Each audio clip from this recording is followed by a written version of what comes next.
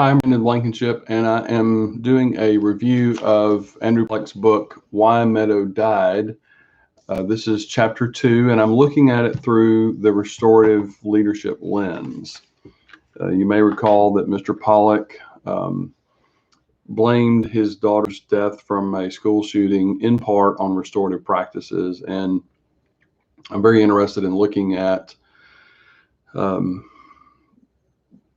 his book, what he has to say about that, to see if we can make changes and improvements in the restorative leadership model to address anything that might have caused or contributed to his daughter's death and the shooting overall. So I'm very interested in the allegation and very interested in this collaboration by book of how to address Mr. Pollack's concerns.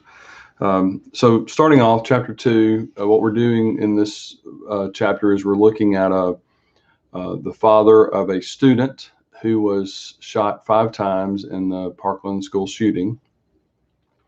The student was designated as a hero by the media because the reason he was shot 5 times is because he was trying to block the shooter from coming in to shoot other students. So that was certainly admirable. And just flipping through the book here to get to my first notes about, again, I'm only looking at this book through the lens of restorative leadership. And so I'm not going to talk about everything in the book, just the things that trigger my attention as it relates to leadership or restorative leadership. And the first thing in this chapter that really got my attention was, if the school is utilizing restorative practices, restorative leadership of any kind, is it being demonstrated in how they deal with this traumatic event, or I think I'm going to call it a catastrophic event. So clearly, if restorative practices were a part of how we run our organization, then they're going to be magnified in a catastrophic event of this nature. So the first thing that got my attention was that here we have a student who's in the hospital. His father, is refusing to go to work. He wants to be with his son, regardless of what happens. He wants to be there if his son wakes up. He wants to be there if his son doesn't make it. Just a very, honorable attitude and action on the part of this father. And so the first question, reading this book for me in this chapter was, where is the school? So if we have a restorative community, then we're going to be restorative during a time when there has been some type of injury, some type of injustice.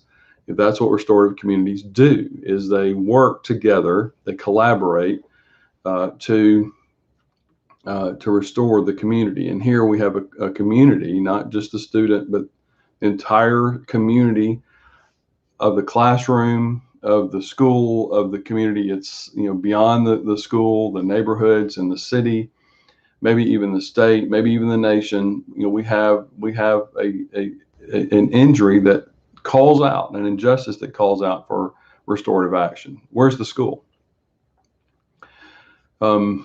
I would think immediately, the very first step, if you were in leadership, would have been to step forward, get in your car, take a cab, get a lift, go somewhere, get to the hospital, meet the families if you don't know them already, check on the student. How could you ever know the level of the injury? How could you ever know the impact that particular injury is having on a student or the student's family if you're not there? And so to me, step one, and I would think that the person who is positionally in the highest position would have been at the hospital before or pretty quickly after the student got there, meeting with the families, learning the condition of the students and that sort of thing. So well, probably one other thought that I had about that was, if you're looking at a school system as large as Parkland is, I'm not sure that the top, the person that's in the top positional leadership could have maintained that interaction. But there were plenty of teachers, counselors, administrators who could have been a liaison to each one of those students who was hospitalized or deceased, to stay in continuous conversation with the community about what the injuries were and what would be needed to restore those communities. So that to me was a missing piece if we're looking at it from a restorative community point of view.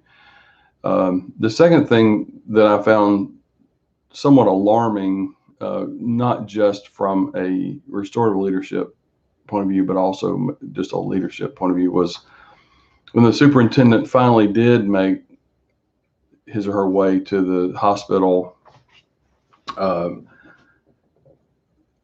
with a $25,000 check. Basically,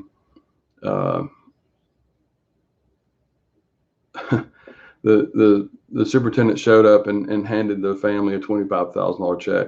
There's absolutely nothing restorative about that.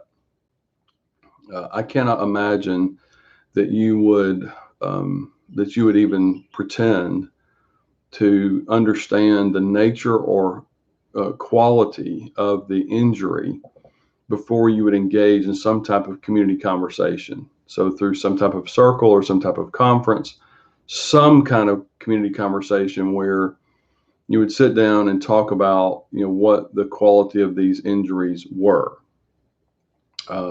What it looks like, I don't know, wasn't there, and the book doesn't reveal, but what it looks like to me is that the school system approached this from a risk management point of view, like so many of our organizations are tempted to do, which is circle the wagons, shut down all communications except through a single formal point, make sure that all announcements are wordsmithed, through some type of press release or letter or written form.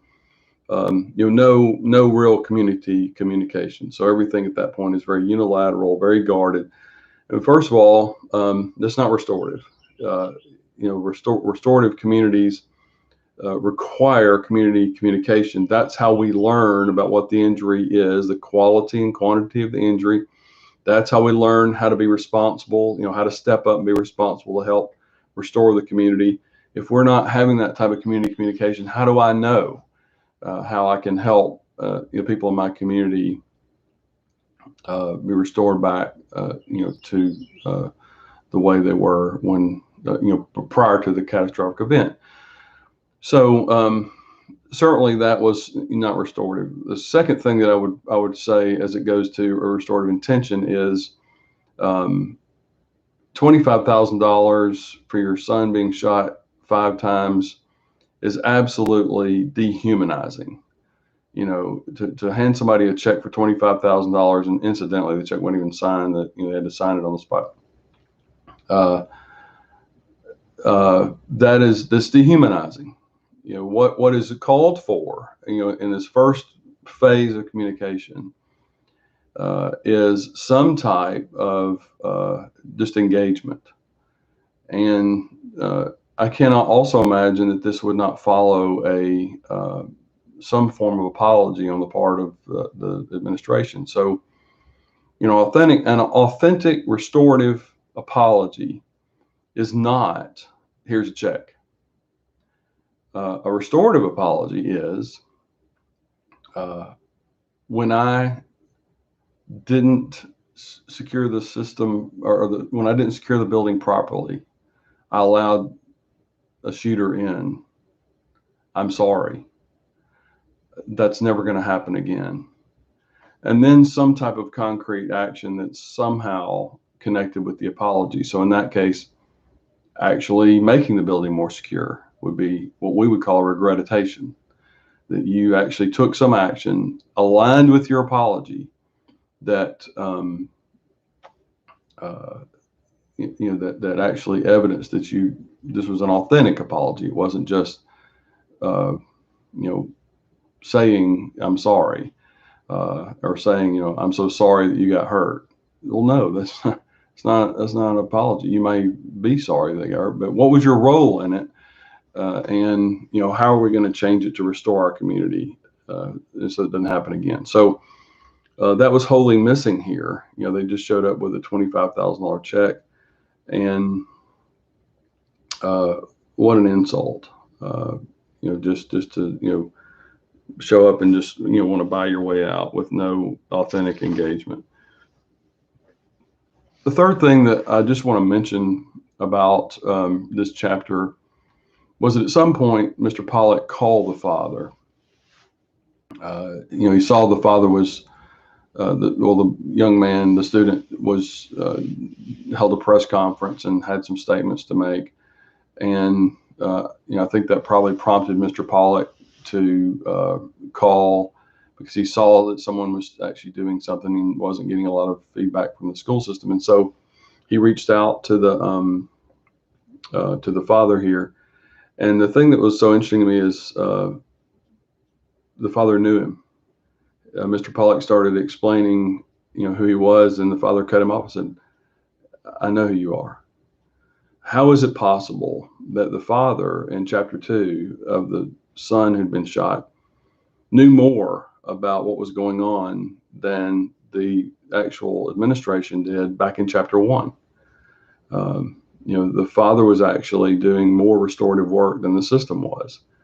We have to do the pre-work. We got to do the work. We got to get into the hospitals and meet with the injured people and go to the scene and actually be engaged in what's actually happened, be proximate, boots on the ground, skin on skin. And the father was doing that work, and the administration, at least so far, hasn't. Well, that's not restorative. So that's my takeaway from chapter 2, that one, engaging the community is necessary for restorative leadership. 2, exploring the quality and quantity of an injury or injustice is absolutely necessary before we start the process of restoration. And 3, you have to do the work. You got to get in and actually do the work of restorative practices if you're going to be a restorative leader. Thanks for joining me. I'm looking forward to the next chapter.